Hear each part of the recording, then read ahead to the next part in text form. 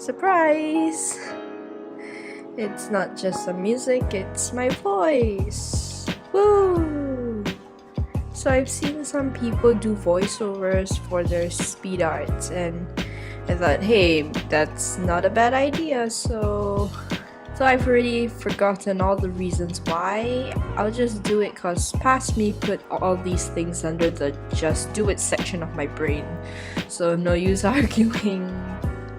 So I only decided I wanted to make a Speedart of this after I finished the first 2 drawings, so you'll be seeing me draw the other 4 in this video.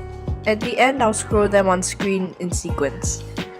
So basically what I'm drawing in this is for an art event done by C3 in his Discord server. Basically, gotta draw your character from age 3 up to the point of their current age.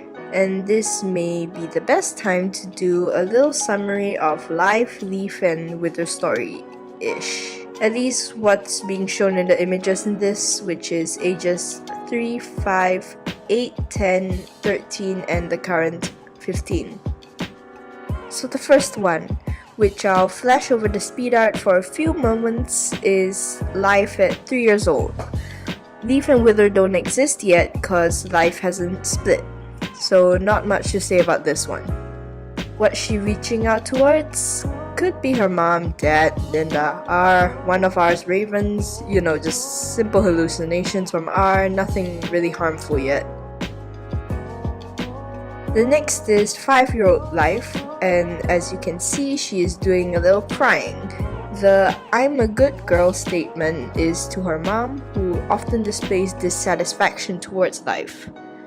Her mom often got life to tell her that she was the best and was so pretty and amazing, basically stuff to feed her narcissistic nature. When life didn't say those things immediately all the time on her own, her mother called her a bad, selfish girl, and that if she couldn't make people happy, she was unlovable. This is what leads up to Leaf's very devoted nature later on, trying to please people, including Ellen Orville, since it's subconsciously planted in her that her worth was tied to her ability to bring pleasure to the other person. She tries to do what's right and believes if she just keeps doing the right thing, be the good girl, the person won't leave or abandon her, as she felt her family did. Linda's death she perceived as her not being good enough, and so Linda decided to leave her. This mindset was planted by her years with her mother, but also grown and maintained by R, and the events happened in her life.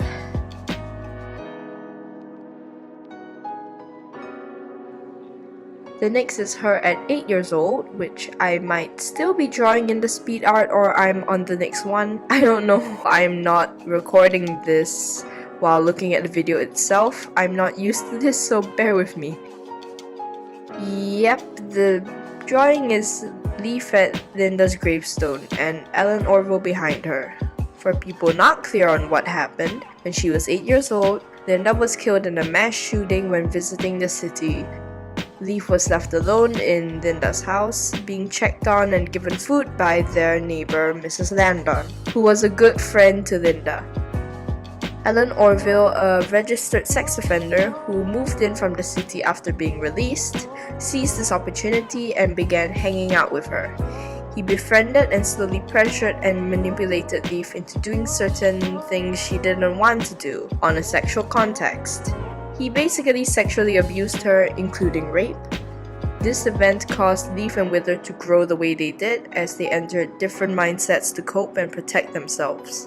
Leaf saw Ellen as a friend, and as he was still kind to her outside the whole sexual abuse thing. And her being trapped as a child mentality didn't want this new adult friend support figure to abandon her like Linda did. So she cooperates, though unwillingly.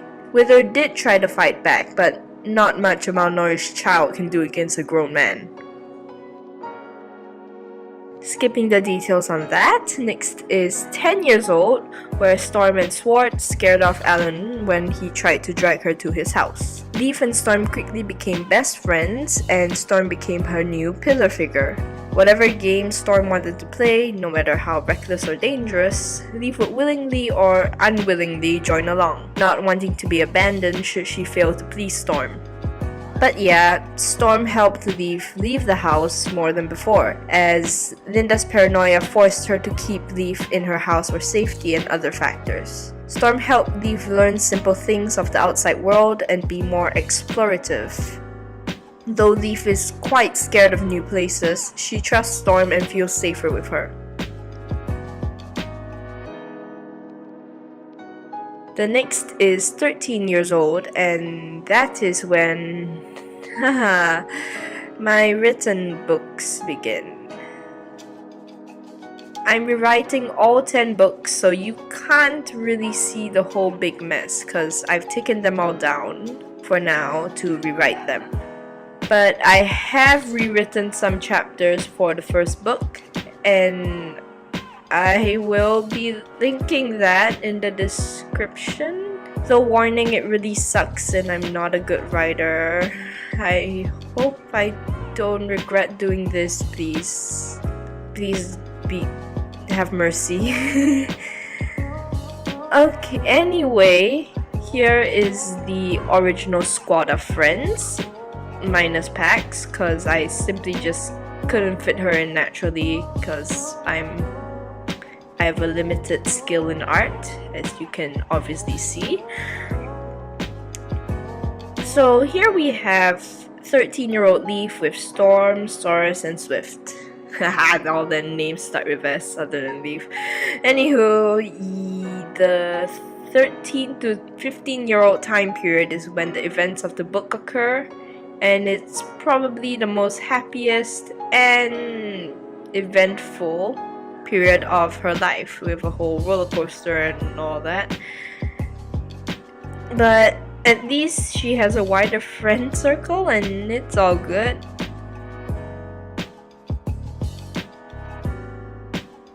And here we have the current Leaf at 15 years old, the one who was literally dropped into Seer. After Gerald scattered her core for Zinx to reform in Seer, Leaf needs to gather lots of rice for Zinx to locate a weak point in the 4th layer to get to her.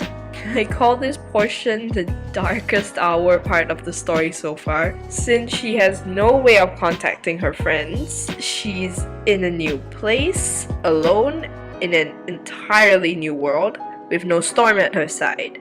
And before Gerald even yeeted her here, the Jax event messed her up and got Leaf to question her entire mindset and her ability to do anything to get that happy ending for everyone.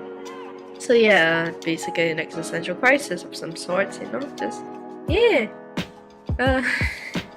So at 15 years old, Leaf as a child mind is slowly crumbling as the warped and sharper reality R presents to her gets her to see that she's truly helpless here. She can't please anyone, she is unlovable, as the logic taught to her at a young age applies. So that's it for the Speedart thing. I hope I talked long enough to fill this up, but if not, then I guess I'll just insert something in randomly so you guys get that. That'll be all improv. Oh boy. Okay. So obviously this was my first attempt at this, so just give some feedback on if I should do more voiceover speed arts like this, or I should just leave you alone to pay more attention to the music and art, because I'm already sick of hearing my voice for this long and it must be pretty tedious for you. So I'll just end here. Maybe I won't put anything if this is too short for the entire video, so I'll just let you enjoy your peace and not my voice. So have a nice morning, noon, evening, night.